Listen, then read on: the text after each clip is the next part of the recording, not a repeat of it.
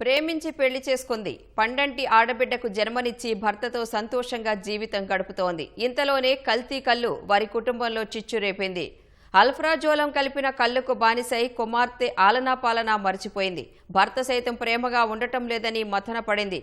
తాగిన మైకంలో 5 నెలల పసికందును అతి కిరాతకంగా చంపేసింది.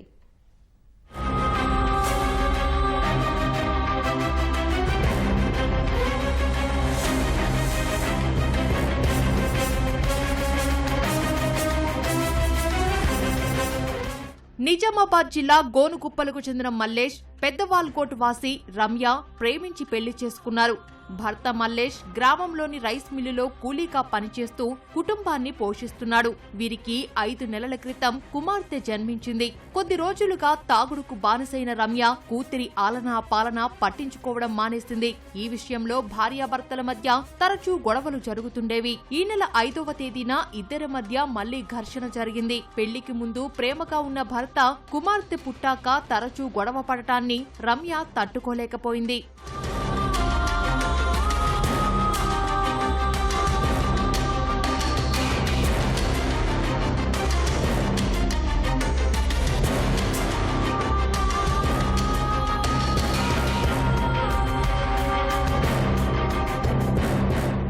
ఈ నెల 6న పని నిమిత్తం భర్త బయటకు వెళ్లాక పక్క గ్రామానికి వెళ్లిన రమ్య మద్యంతో పాటు కల్లు సేవించింది. ఇంట్లో ఎవరూ లేని సమయంలో కుమార్తె శివానిని దుప్పటితో ఊపిరాడకుండా చేసి చంపింది. ఈలోపే ఇంటికి వచ్చిన మల్లేష్ ఉలుకు పలుకు లేకుండా ఉన్న బిడ్డను చూసి నివ్వెరపోయాడు. భార్యపై అనుమానంతో భీమ్గల్ పోలీస్ స్టేషన్లో ఫిర్యాదు చేశాడు. పోలీసులు ఆమెను అదుపులోకి తీసుకుని విచారించగా కుమార్తెను తానే హత్య చేసినట్లు అంగీకరించింది.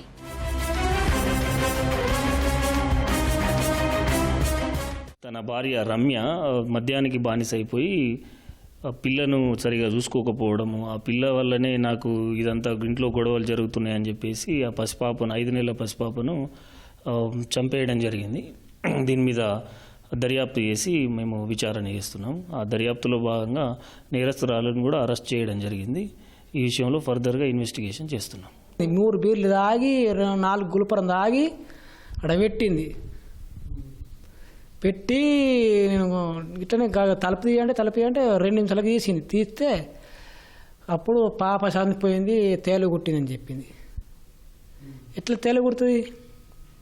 పక్క పండు వాళ్ళేరా మనకు అలా కుట్టది తేలు. మరి నేనన్నా తేలు కుట్టి చచ్చిపోయింది. బురుసులు కక్కుతాయి, బురుసులు కక్కలే. నిజామాబాద్ జిల్లాలో అనేక మంది కల్తీ కల్లుకు అలవాటు పడి కుటుంబాలను ఆగం చేసుకుంటున్నారు. వ్యవసాయ కూలీలు, కార్మికులు, మైనర్ పిల్లలు, మహిళలు కల్తీ కల్లుకు బానిసలయ్యారు. తాగిన మైకంలో అయిన వారినే కిరాతకంగా కడతీరుస్తున్నారు. ఈ క్రమంలోనే రమ్య కూడా అనాలోచిత నిర్ణయంతో కుమార్తెను హత్య చేసింది. నిందితురాలని అరెస్టు చేసిన పోలీసులు రిమాండ్కు తరలించారు.